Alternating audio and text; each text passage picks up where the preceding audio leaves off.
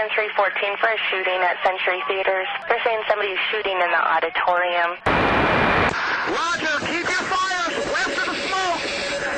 You're cleared hot. An officer hit. Send me the world. Don't go over that fence. Don't go over that fence. Grab the shotgun again. Welcome to Tactical Tangents.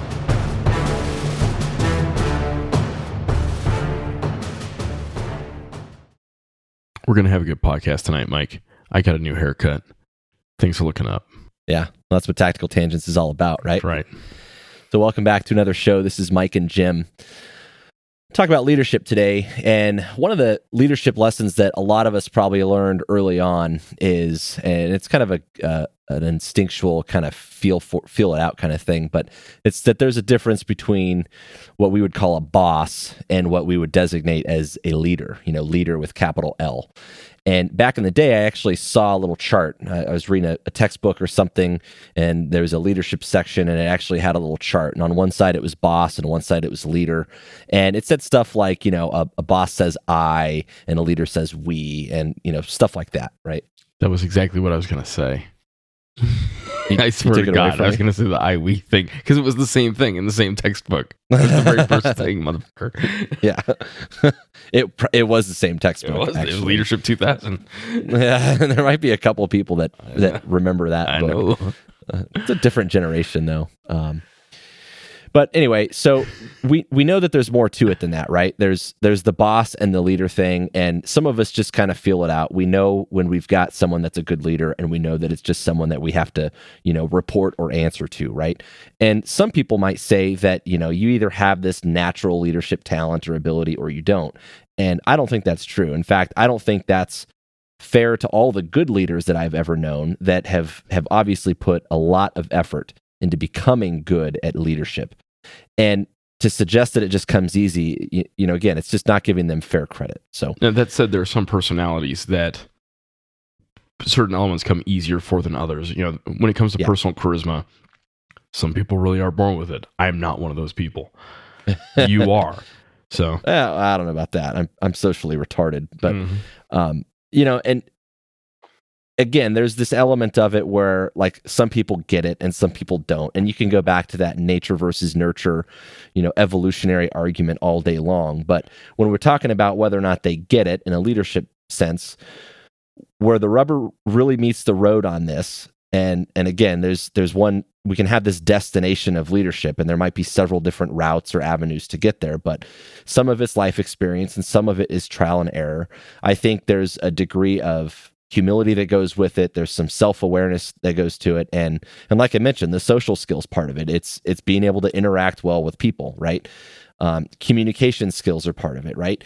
Maybe it's some studying. Maybe you can read some of it in a book. And conceptually, that's not going to make you a better leader by itself, but it could help, right? It gives you some points to reflect on, and it gives you insight. And maybe there's some combination of all of these things that will help you build that sense of leadership, right? And so our point here isn't to give you some answer on how to become a leader.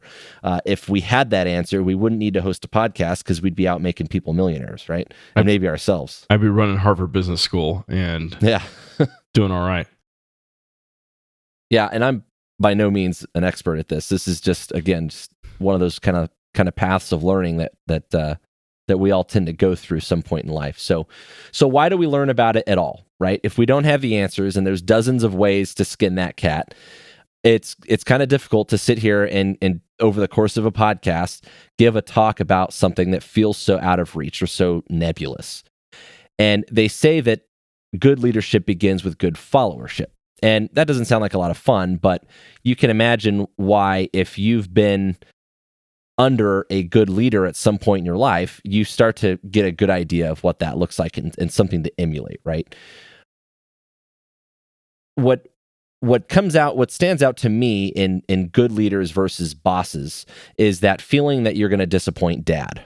And if I've ever had a boss that, if I was going to do something at work, like I was late for work, or I forgot something at home and had to turn around, or I wasn't in the right uniform or something like that, the feeling of being worried about getting written up or disciplined or having something go in my file, that's a healthy concern. But to me, it always meant a lot more if I got to work and, if I was worried about disappointing dad. That feeling to me is a good indicator of having a strong leader. If you're more worried about disappointing dad than having some formal thing in your file, that's a big deal. So the that best sense of personal responsibility to another person. Yeah. And it's a level of accountability. It's not just high expectations, right? It's not just that everything's got to be perfect. It's also kind of coupled with those high expectations, like you said, that responsibility towards it, right?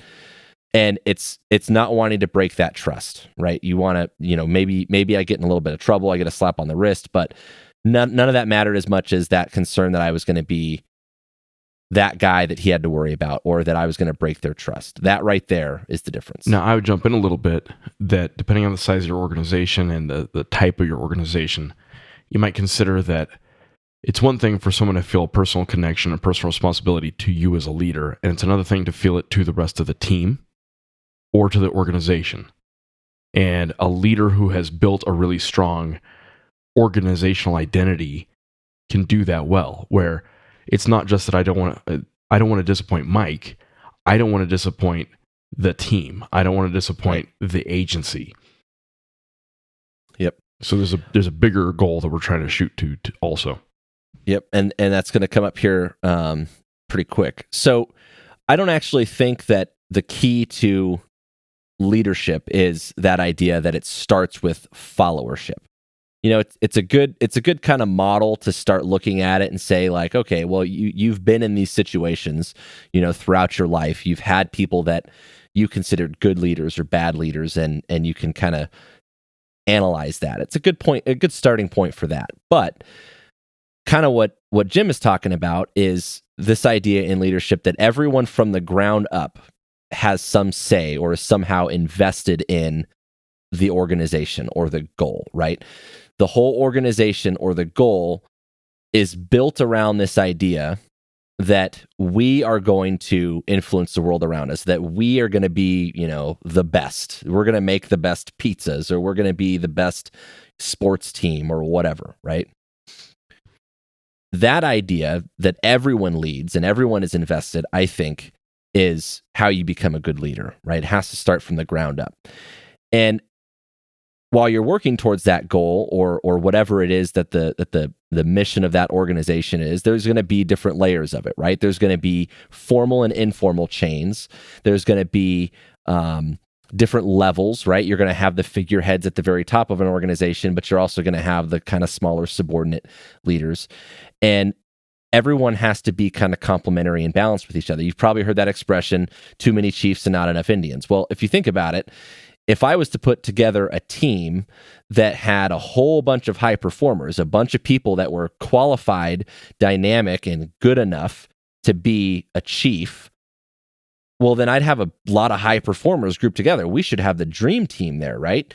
But those individuals have to be dynamic enough to know when it's time to get busy and when it's time to speak up and to give their say, right? So there's some structure to it, but there's also some of those interpersonal dynamics at play as well. And learning how to set aside their alpha role and just work together. And you see that, I'm sure, in your world, and I see it in mine. Now, related to this boss and manager thing, one of my biggest pet peeves is how this gets distorted or telephone gamed into you want to be a leader and not just a manager. I call bullshit. If you want to run an organization, you've got to be both. You have to be you can be the most charismatic and inspiring dude in the world. You can be like, the dude in Braveheart on your horse giving the speech, and that's great. But if you jerk me around on the admin side, you waste my time with bad assignments and bad scheduling, you aren't much of a leader. And if you enforce rules stupidly, it doesn't matter how charismatic you were. So you have to balance it, and you have to have some of those organizational leadership skills in addition to your personal leadership skills. Yeah, and that the balance thing here is a big deal. And another expression I've heard, Jim, and I know you've heard this before. We've talked about this, but a leader. How does it go? Like a leader deals with people, and a manager deals with things. Yeah, people have these ways of trying to make it sound more more noble to mathematic. be a leader, right? Yeah, like it's a math problem, and it's like, well, this is the correct answer, and well, we know that's not the case at all. The balance is dynamic, and that means that in one situation it's going to tip the scale one direction, and the next one it can be on the completely different side of the spectrum, right? There's that saying. We have lots of sayings here when we talk about leadership, because I think most of us have probably heard all of this stuff at some point in our lives. Another saying, though, is "I'm your boss, not your friend," right? That idea that, like, if I'm going to be a boss, I have to have some detachment from my people. Well, yeah, that's a real thing. In a sense, you don't want to be too close to the people that you're dealing with, because then you start to lose some of that objectivity, right? But realistically, you have to be both. If you're good at it, you have to be both, because you need that kind of that social interaction with people and that trust. You want to be approachable. You want to have open and honest conversations, and you want to be able to be yourself. And that sounds a lot more like a friendship than it does, some rigid hierarchy where you're just the boss and you're in charge and what you say goes, right? So there's a balance, again, between being kind of friendly with people and having a personal relationship, and also making clear that you are the boss and that you've got a big picture to look at. It's true, and I've seen guys. Most of our organizations grow their own leaders, right? Guys come up through the ranks, and so suddenly they're appointed in a position of authority over their bros, and that causes some real issues for a lot of them. I've seen guys who are like, "No, I can't be anyone's friend anymore. I was told in a class I can't be anyone's friend." It's like, that's true, but you also don't have to be a dick to everyone just to make a point.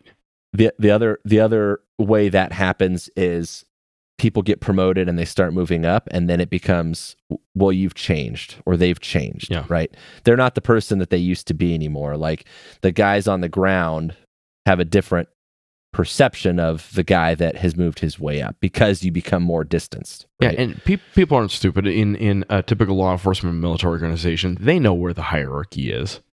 And that's one of the keys, is knowing the hierarchy. And there's a couple different types of hierarchies, right? And this is one of my favorite little spiels is, there's the official hierarchy, the rank structure, and the position structure. And then there's like the social structure, the cool guys, and or the high performers or whatever. And you have to know where you fit in all of those. And the dudes aren't dumb. They know exactly where you fit. Part of that social structure too is like, there's always going to be a mafia. Like there's going to be the lower ranking guy that's going to have the ear of a higher ranking guy that can back channel stuff. Yep. And what we're not here to talk about is like maneuvering your way around that. Although I do think we need to do another one of these talks, Jim, on bureaucracy someday, because that's kind of that's a whole other dynamic, a whole other ball game. But kind of related in that sense, there is that social structure and that formal and informal structure, right? Yeah, and it has tactical consequences. Kind of to bring this back to our world, when that structure gets screwy, you see blood on the streets. You really do, because you've got guys following stupid rules. You have the wrong people hired into the wrong jobs and making bad decisions. And that brings us back to, this stuff has consequence in our world. The wrong people in the wrong jobs. That's a big one. Yeah. And there's another element to that too, where sometimes you'll see people who get promoted or move their way up through an organization, not because they're well qualified, but because they're not a threat. Yep. And so, people will want to keep people at their subordinates at arm's reach, so that they know that they're people that are not going to challenge them and become a problem down the road, right? Again, kind of off topic. We're not talking about corruption problems and bureaucracy issues, but important to understand that there's a social aspect to this, and there's a difference between the formal and informal side of it. But going back to leadership, capital L leadership, there has to be a balance, right? There is a social contract and social norms that come with the formal stuff, and we have to make sure that we account for that. You want to be the boss that has that trust in people and that people can approach, but at the same time, you also have to be able to say, hey, this is what we're doing, and that's final. Like, I have the last say on that, right? So There's a leadership definition that goes like this. It's the art of influencing and directing people in a way that will win their obedience, confidence, respect, and cooperation in achieving a common objective. And I know that's a canned response, a canned definition, and it's because I stole it from somewhere. But it's good for several reasons. The first is that it points out that it's an art and not necessarily an exact science, okay? The art of influencing and directing people, because we know that what works in one situation might not necessarily work in another. The second is that kind of to Jim's earlier point about the difference between managing and leading, it involves not only influencing but also directing people. Those are two different areas that we have to deal with. One is gaining the influence, and two is being able to direct and kind of coordinate those efforts, right? Third, we look at the thought that goes into the means towards that end. Yeah, we can beat people into compliance and rule with an iron fist, right? You might get influence, you might even be able to direct some things, but it's not really what we mean when we say good leadership, right? We want to do it in a way that's good for everybody, right? That's mutually beneficial.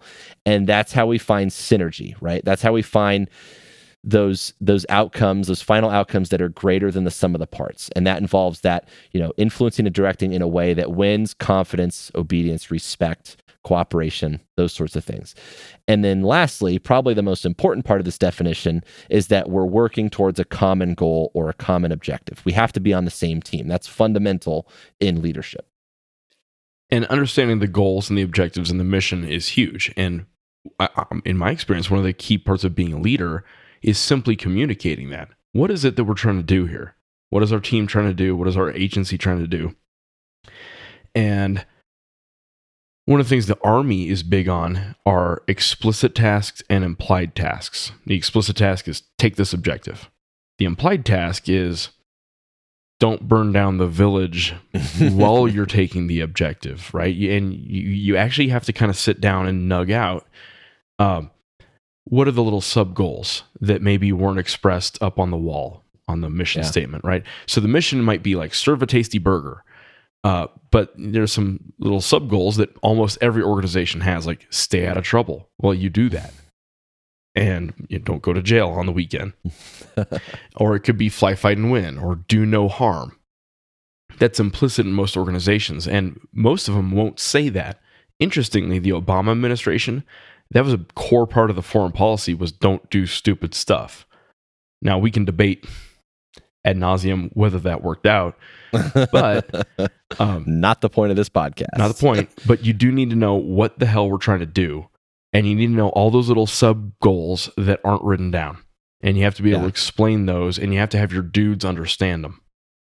I like the discussion point that comes with the implicit versus explicit goals. Like the goal isn't to show up to work on time, right? Like, why do we have to have a rule that's like, you shall be at work on time? That's just good work ethic, right? And that's just kind of going back to like that accountability to the team. We shouldn't have to have that as a written goal, but it's an important part of the means to the end, right? It also circles back to good followership. One of my favorite sayings is, you can get pretty far in life just being in the right place at the right time, in the right uniform, and displaying the right attitude. If you can do those things well, you can make lower level leadership in any organization. Yeah. So we talked about organizations, and if we're talking about goals or objectives, especially if we say that we're talking about common goals or objectives, we have to consider that there's several people or groups within those organizations, right? And they all, within a large organization, you might have all the little small groups within that organization, and they all kind of have different purposes, right? Think of it like, I hate to use sports analogies because I'm not good at sportsing, but just think about it in a military unit, right? You might have the guys that are responsible for, actually doing the fighting, and then you've got the support guys, and then you've got the medical guys that are going to come help rehab people and get them help and get them back in the fight, and then you got all these little groups within, a military unit, just as an example, right? And they all kind of have the same big picture goal. And then those groups have their own individual goals as part of the efforts towards that larger common objective, right? So for leadership to really work, we have to find compatibility there. And one of the places I see this fall apart is in an organization where the bosses at the top really want to insulate themselves and the company from liability. And in doing so, they're willing to hang out their lower level guys to dry, right? We have to have some compatibility that we all want to make sure that we are on the same page and not getting in trouble or whatever. We're all insulated from problems, but we're all working towards something in common, right? So that compatibility is huge. We have to have that. There's another definition that I'm going to give you, a canned one, related to teamwork. We could say that teamwork is a group of individuals working together towards a common goal while setting aside personal desires and comforts for the group. So we go back to this idea, group or organization, to have good leadership and to be effective or a high-performing team, quotey fingers, high-performing team, not just a loose gaggle of people. We have to find the common ground. We have to find the things that we are willing to make some sacrifices, either for each other or for the goal that we share, or both, right? And that's where you start to see teams come together and we get that synergy. My example of this, I think back to high school when I used to run cross country. Individually, I could be the fastest guy in the cross country race, right? I could go lead the pack and get the best time of the group. But if I'm doing this as a team effort, right? If we're a group of people and we want our school or our team to have collectively the best scores above everybody else, then maybe I sacrifice a little bit of my top time because I'm still faster than other people, and I can use that to maybe make some sacrifices and enable the guys behind me to catch up, right? Maybe I can slow down the competition a little bit. Maybe I can kind of maneuver or encourage people or pace somebody, something like that, where I make a little bit of an individual sacrifice for the benefit of the team, right? That's where you start to see the whole team do better, right? So synergy happens not just because of that individual time, but the combined or average effort of each individual. And that's a dynamic that I think is important when we talk about finding common ground and working together. Yeah, and I've been meaning to write some kind of article on leadership for a while, and hopefully we're going to kickstart some discussion here. And I hope people jump in on Facebook with us about what they've seen, good, bad, or indifferent leadership stuff. And I think it's important to distinguish the personal one-on-one leadership stuff with big organizational leadership. And sometimes the personality traits that make you good on that one-on-one aren't always the same as the ones that make you good on mass and dealing with a big organization, and especially the management side of it. There's a great TED Talk I saw about aid in Africa. And the guy was talking about to make a successful business, one person cannot run a successful business. You just can't do it. It takes 3 different types of people to run a business. You have to have the guy with the idea, you have to have the guy who can sell it, and you have to have the guy who can run the books for it. So at minimum, you need 3 personalities to run it well. And you got to think about that in the context of a big organization. The bigger your organization, the more kind of sub-leaders you need. You need the guy who can run the schedule. You need the guy who can run the training. You need the guy who can run internal communications and getting your message out to everybody. And that's probably not all just on you as a leader. The tricky part is finding those people and finding the right people. Yeah. And it's why we make it such a big deal about investing in people when we talk about this stuff. Because that is kind of the pin that holds the rest of it together, right? The thing worth noting about leadership here, when we talk about influence, is that if we are trying to lead an organization or influence people, right, we're talking about shaping someone's behavior. And Jim talks about some of the different contexts that can happen in, right? If we're shaping the organization, the behavior of an organization, there's going to be a lot of layers to that, right? So you can have that one-on-one influence where I'm trying to motivate or convince you or whatever to do something, or, to focus your efforts on a certain thing. But there's also the span of control element where we've got to have an effective way of dividing that up so that we can all work towards those objectives. I think the goal there is, you search out the common threads, the common ground, and you try to work towards that trust and cooperation. So that at various levels of complexity, regardless of what the problem that comes up, right? Because in the reality that we're going to face in any organization, whether it's a business or military, law enforcement, whatever, there's going to be speed bumps along the way, and it's being able to adjust for that, right?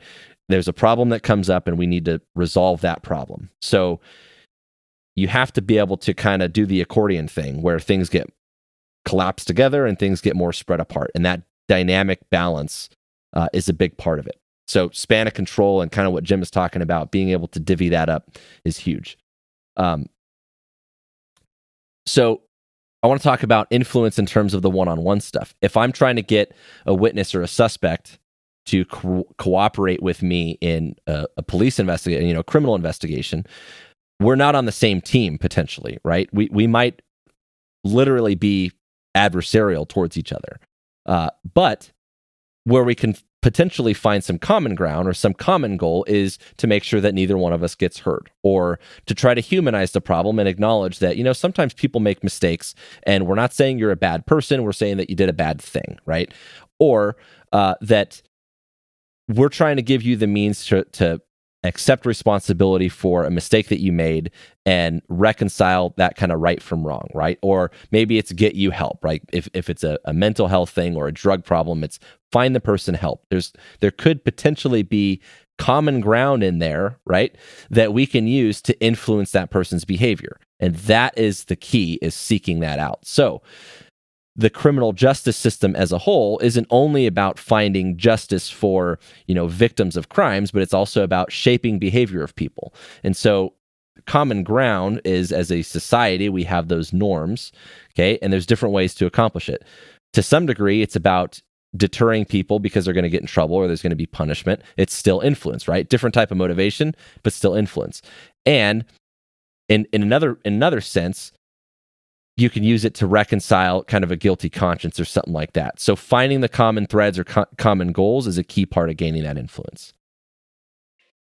Yeah, I think this is a key part of Tactical Tangents, and something that I think we are hopefully kind of leading edge on. And if someone else has gotten ahead of us, I want to go find them and learn from them, is the idea that leadership is not just what you do within your agency or your team. It's also how you interact with the suspect or the local villagers in Iraq or Afghanistan or Africa, wherever you are. Or other organizations. Yeah. Like we could be business competitors, right? And not necessarily on the same team or friends even, but collectively we might be stepping up the game, in an industry, right? Yep. Advancing a whole industry. Yep. And one thing on the influence thing, there's a model that gets taught at fancy leadership schools called Full Range Leadership Model, FRLM. And there are things I hate about it, but in general, it helps you kind of visualize kind of the spectrum of ways you can influence somebody. And on one side, there's laissez-faire. I just leave them alone, and hopefully they figure it out themselves. It turns out that almost never works. If you haven't heard that term before, it's whatever language that French. Is that like French? Yeah. It's French, and it means permit to do or to allow to do, right? So you're just kind of letting them do their own thing. Yeah. And then this isn't in the model, but it should be, is coercion. I put a gun in your ear and say, put your hands behind your back or whatever, right? Yeah. The next is transactional. And this that could, I guess, count as transactional, is I have carrots and sticks, right? I offer you money if you will do what I want, or I offer you candy to get in my van or whatever. Scratch my back, I'll scratch yours. That's right. Kind of thing. Next would be inspirational, where I make you feel feelings, and that gets you to do things. That's the speech on the horse, Braveheart, maybe or whatever. Some sort of moral compass or obligation kind of thing. Maybe like channeling something like that. Yeah. And the next would be transformational, where I convert you into one of my minions. And in FRLM, that's like the goal, is to get people totally on your side and have them out advocating on your behalf. Right. Influence, right? Yeah. And when we talk about organizational stuff, which we're going to get into, obviously we took a little sidetrack there to talk about the person to person thing, but organizational stuff, we talk about a culture. And if you think about the beginning part of that word culture, it's a cult, right? You're building a kind of a following, right? And so there's influence that happens as part of that. Yeah. So The Marine Corps might be a good example of that. But going back in a good way. Yeah. And most serious Marines that I work with will be the first to tell you that. And it's a matter of pride. But going back to Mike's thing about how you interact with a suspect, is there a way I can get him to help me, right? Hey, can you help me to maybe talk to this other guy? Because I'm not after you. I'm just trying to get after this guy. You know, you can turn them into an ally, whether they want to be or not. Yeah. So different types of leadership, like Jim is talking about, and in some of those cases, you know, especially when we talk about influence, right? If we're using leadership as influence, maybe it is kind of laying down the law. Maybe it is coercive, right? If you do X, then you're going to go to jail, or you're going to go to prison, or you're going to pay a fine, and it's just, we're going to hold you accountable. And then there's the softer, warmer, fuzzier stuff. And all of this goes back to this idea in leadership that there's a difference between a team, right? That high performance team, and a loose gaggle of people, or just a quote unquote organization, right?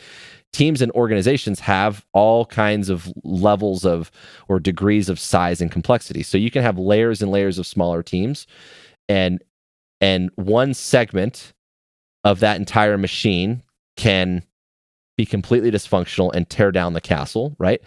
Or you can have one group of it that really holds things together and makes a big difference. And in large and complex organizations, things get really complicated because there's a lot of factors at play.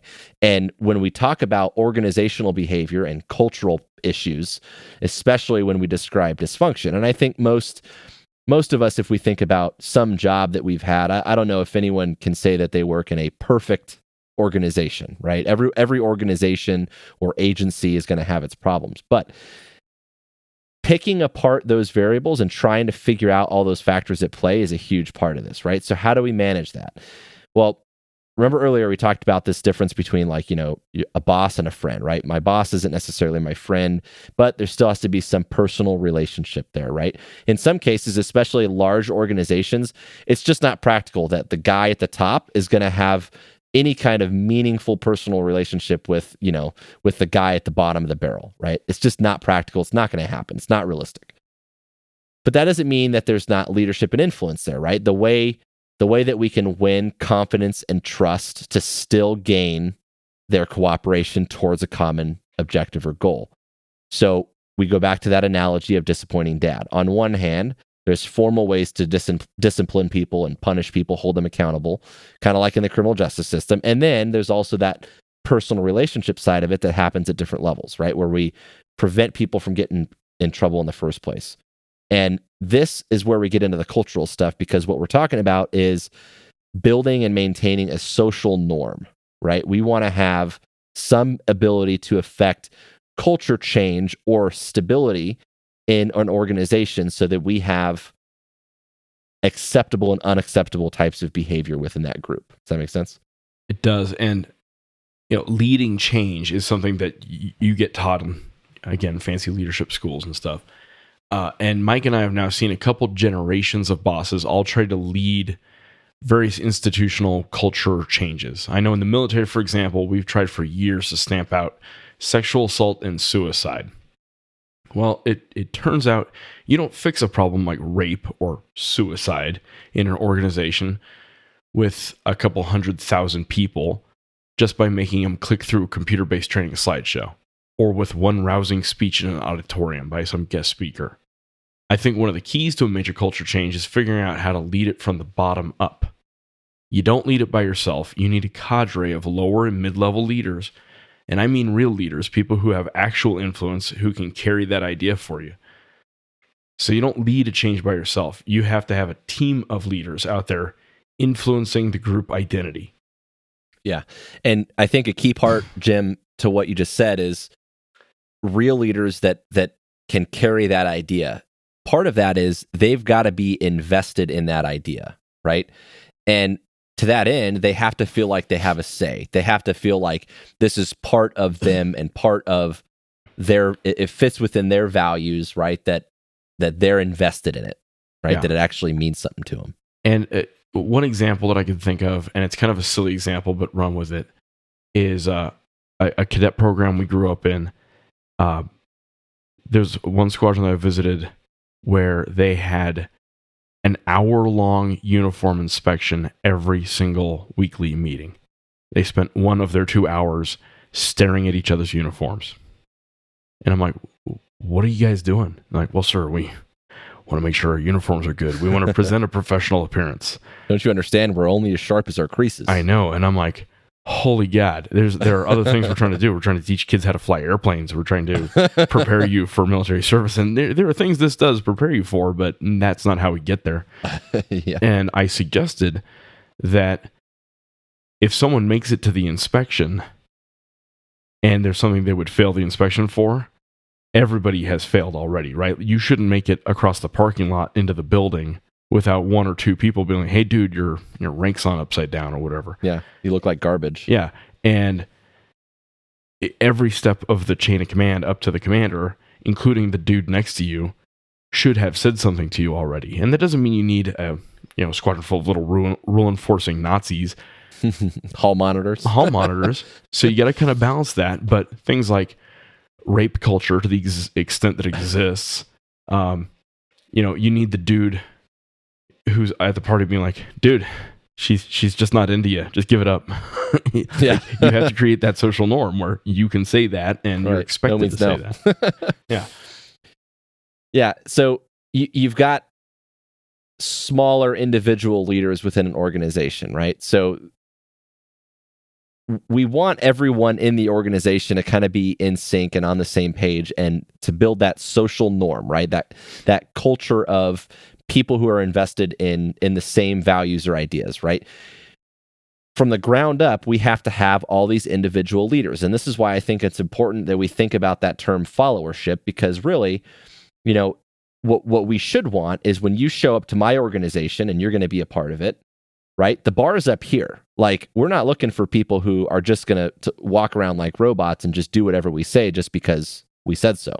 We're looking for people who have similar value systems, similar traits, and we're here to shake things up and make the world a better place, right? Leaders should be the baseline, and we're trying to step our game up from there, right?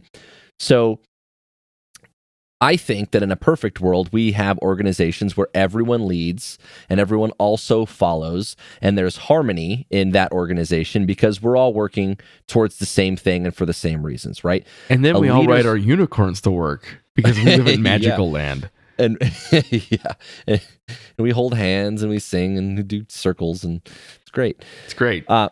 So the most important job that we have is cultivating that culture where everyone fits into what is acceptable and what is functional, and that we're going to have that informal structure that we talked about earlier. So we have rules, but then on a larger scale, as a society or as a little subculture, we have laws. And if you think about in society, we have laws where we've decided that, hey, it's not cool to steal my car. And so we've made that illegal. That is a societal norm. And so people don't necessarily feel bad when someone steals a car and then they get in trouble over it, right? Because as a society, we've decided that that's not okay.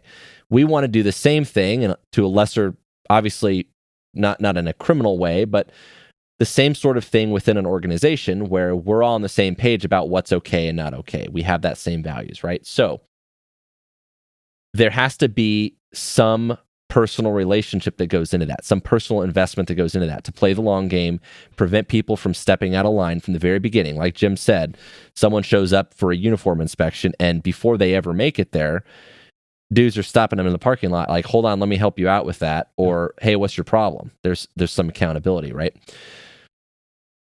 And then as a final check in that system, maybe we've got the uniform inspection where the guy's going to come around and say, hey, something's messed up on your uniform, so do push-ups or whatever, right? So remember that analogy earlier about not wanting to disappoint dad. In a functional organization, you should want to show up with your uniform in order because you understand that you represent that organization and not because some rule that told you so, right? And that is kind of that difference. If you have good balanced leadership, throughout the organization. It's not so much worried about having the hammer, someone laying down the hammer, laying down the law, and you getting in trouble, so much as you don't want to disappoint your peers or the organization by doing that, right? Does that make sense? Yeah, and this podcast actually originated with Mike and me talking back and forth about how rules get enforced and why, and what are we doing enforcing a stupid rule in a stupidly excessive way, right? And to be clear, you actually do need to enforce some rules. In your organization, there are some rules that must not be broken. And maybe that's don't steal from the company, or don't lie ever, or don't lie only within the organization. I think one of the core points Mike is getting at is formal leadership and informal leadership. And, does every rule have to be a written rule? Does it all have to be explicit? Or can we get away with having kind of an implicit cultural understanding that we can be a lot cooler about and not necessarily write everybody up every time someone screws up? And does every rule have to be enforced with formal punishment? Do I have to write you up? Do I have to fire you? Do I have to suspend you? In the military, do you have to get paperwork in Article 15 or whatever? Does a cop always have to write you a ticket for a traffic violation? No, he does not. No, and in fact, I think it's again another topic for another day. Maybe is discretion, right? Yep. If my goal is to try to influence people to make them safer drivers, a key part of that is to allow me the discretion to say that, in this situation, maybe writing you a ticket is not the best way. Yeah. Maybe I can just have this conversation with somebody and accomplish the same thing in another way, right? But that's part of the balance, and it's not a perfect science by all means. But and I would offer, have you ever seen a functioning leadership environment where the default was every rule is written and every rule is enforced hardcore? And I would offer the closest you ever get to that is the military. And even within the military, you don't see it typically go that extreme, except for maybe basic training, and that's temporary, right?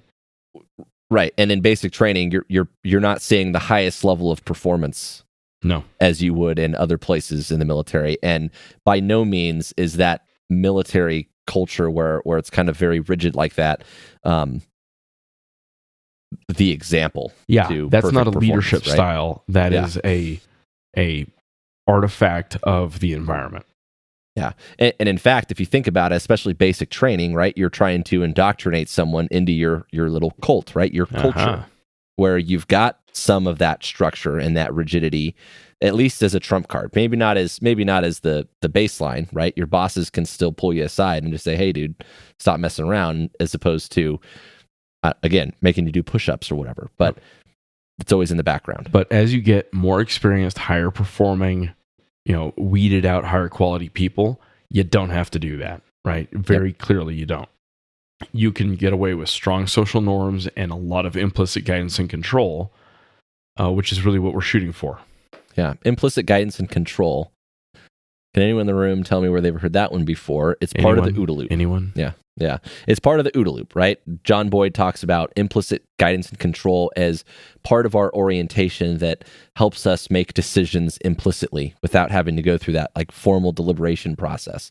It's kind of similar in a sense if you think about social norms influencing us in our day-to-day lives, right? We have an idea of right and wrong because of those social norms. So that's kind of what Jim is getting at. OODA loop, if you're interested, we talk a whole bunch about in an older episode. I want to say it was somewhere around like episode 7 or 8. But if you look for it on our website, you'll find it. So the idea here is that you have to be balanced. It's never going to be an exact science. And there's some moral compass that good leaders follow, right? And I have a good story for this, the implicit guidance and control thing. And it also speaks to trust and communication and that kind of thing. There's this one time where we had a 911 call that came in about a situation it sounded kind of like it might be an active shooter, and it was happening at the Air Force Base close to where I work, right, within the area that I work. And I don't know exactly how the call came out, but some of the people listening began to interpret this as maybe an active shooter. There is a SWAT supervisor who was listening to the call, and basically under the authority of his position within the team, he kind of initiated a quasi SWAT response. He started telling anyone who was on duty to start coming this direction, and everyone that was off duty to get up for it, right?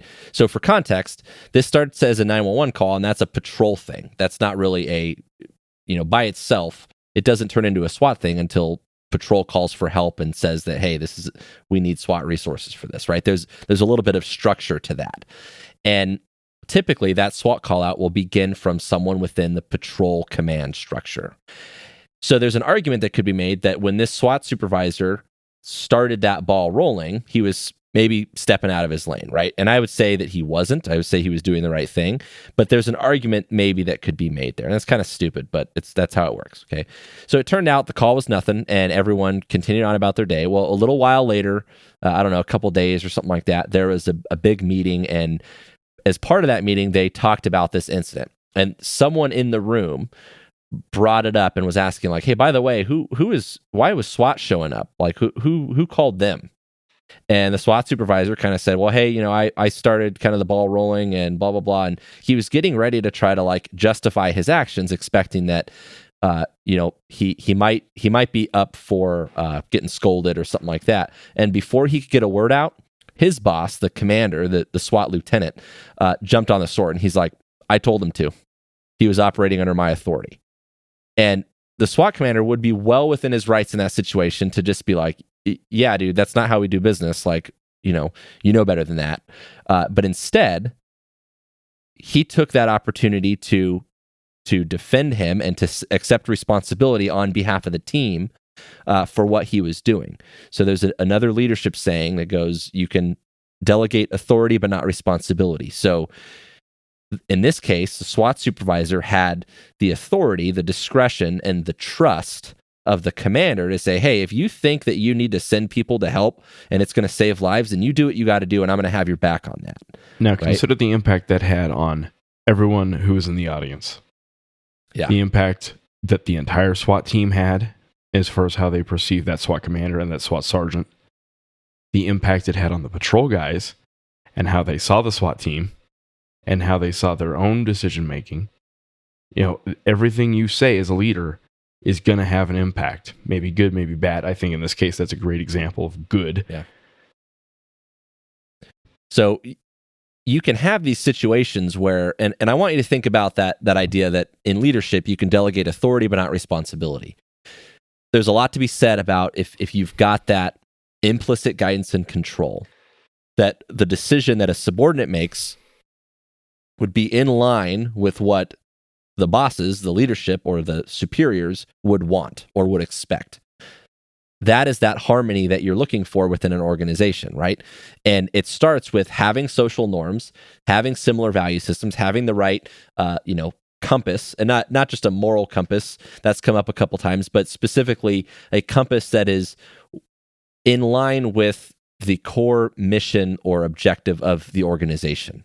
And so if we're thinking about as public safety members, right, that our job is to preserve life, and that guy was operating under the guise of, hey, we need to do something to save lives, right, then he was doing the right thing. And so if we're all on the same page, then we have that harmony, that common goal, common mission, and we put that first. Okay, so that means that if someone screws up, we have to own it, and we're accountable, and we have to fix the problems. But it also means that it is still our fault, right? As the leader, it's still our problem.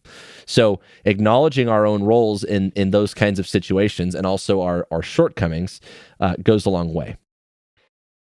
And I think you get a better understanding of your boss's intent with a better relationship.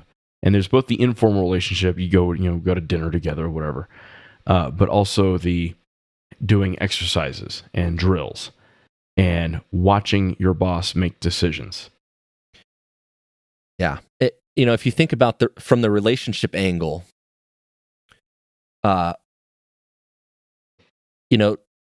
imagine if he had made a wrong decision, right? Imagine if the supervisor made the wrong call and it was something else. perhaps the commander still owns it. He says, hey, I'm responsible for what that guy does. Yep. Because he was operating under my authority, and so therefore I'm responsible for it. That doesn't mean that after the fact, I don't take him and go, hey, you really made me look like an ass back there. Yeah. Like, that's on me, but clearly I have not explained my left and right limits to you. Right. I have not made sure that you understand where we're at as an organization, right? And so like that personal relationship, that's where you get now the guy that goes, okay, I know that my commander has my back and he's going to support me, but I definitely don't want to make him look bad. And I know that he's gonna insulate me if I make a mistake to some degree. But I don't want to abuse that, right? I don't want to misrepresent him or the organization. So and some of my most frustrating experiences in the military have been working for a boss where I really honestly can't figure out what the hell he wants. And I'm trying my best to figure out what his left and right limits are and make decisions that are within those limits. And I do. And in my mind, there wasn't even a mistake. I did the right thing. I would do it again, knowing what I know. And for whatever reason, he didn't like it. Yeah. And you don't know why, right? That kills your subordinate leaders. It kills your mid-level managers because now they're scared. They don't know how to please you. They don't know how to take risks on your behalf. And they're going to wait for explicit guidance all the time and slow down your decision cycle with second and third order slowings because now their subordinates aren't going to act out. Well, and this is kind of, and it's especially crucial in kind of that military setting where you have decentralized command. That's kind of the point, is if you waited for the guy, for the White House to make every decision while you're on the battlefield and, on the other side of the planet. And there are times when we do exactly that for a reason. When it's appropriate. Yep. But there's also those systems in place where there's that implicit trust, right? Mm-hmm. Now, there's an important thing to be said about this, and it goes back to balance. Because what we're not suggesting, and this is a key one for law enforcement, what we're not suggesting is that good leadership means that I'm going to defend my guys no matter what, even when they screw up, right? I want you to think about the recent Florida shooting where that sheriff, there's a shooting in Florida. Parkland High School. Yeah, Parkland High School. Broward County Sheriff. Where the school resource officer didn't go in, and the sheriff was on the news at one point, and he said, that's on him. I gave him everything I needed. It's not my fault that he didn't want to go in. He tried to dispel that responsibility. Well, that's BS. Because on one hand, you don't get to sell out your guy for something that you are absolutely responsible for as the head of that organization. You hired him. On the other, it's on you. That? You hired him. It's on you. Yeah, it is your responsibility. As the head of that organization, that is your problem. But on the other hand, what we don't want is, for example, the head of a police agency to defend someone who made the wrong decision just for that sake of leadership and falling on the sword for him, right? And what I mean by that is that sometimes if someone screwed up and he has to be held accountable, that means that he still gets disciplined. He still gets fired if necessary. You don't pretend he didn't screw up. Still your responsibility, but you don't pretend it away. And if he shoots a perp in the back, who didn't need shooting, then you don't just pretend like that wasn't a problem. Right. And defend him just because you think it's your job as a leader to insulate him, right? Yeah. So there is that balance, right? So think about the difference between a chief who defends an officer for a bad shoot versus the commander who defends the supervisor for making a decision on his own initiative that was the right thing to do. Those are two different things, and you have to have that balance, right? So we don't want to defend unacceptable behaviors, but when those unacceptable things happen, we don't get to dispel the responsibility for them either.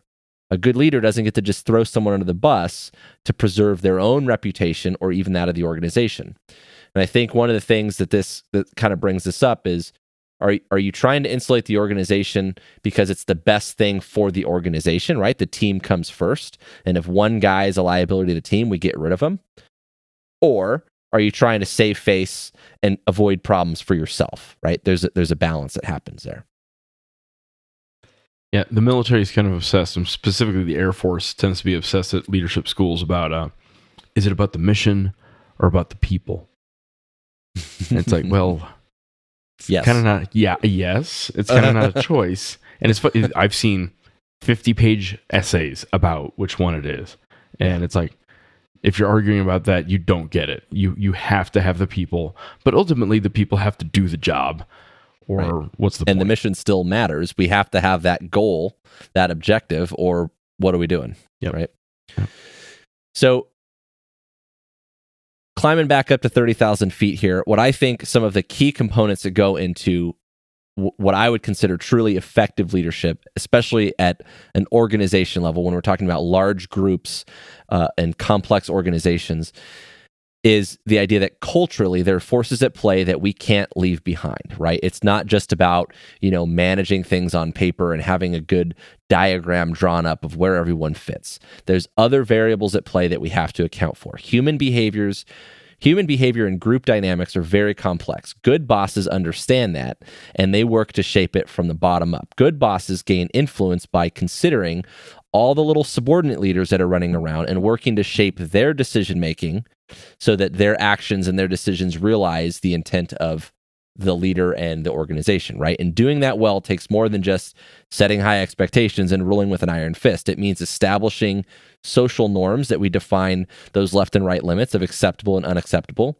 using those norms to cultivate that understanding and trust, and ultimately building those relationships within the organization so that even if they're kind of distant, there's still that final trump card where dad can still play that disappointment card, right? And you can still, and you don't get that by putting yourself first. A leader doesn't put that by putting himself first. A leader does that by saying, this is my guy, and I want to make sure that my guy is able to do his job and, becomes all that he can be.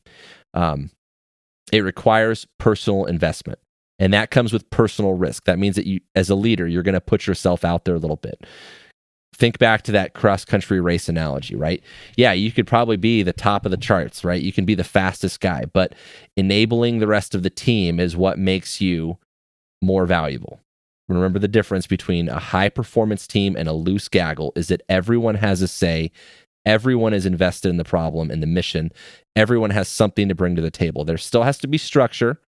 There still has to be that management and directing thing that Jim spoke of earlier. But leadership is influence and directing people, and that means that part of it has to work towards the strengths and of all of the individuals, and we have to make sure that we get good people in our groups first. Jim, that's all I got. Same. All right. Good talk.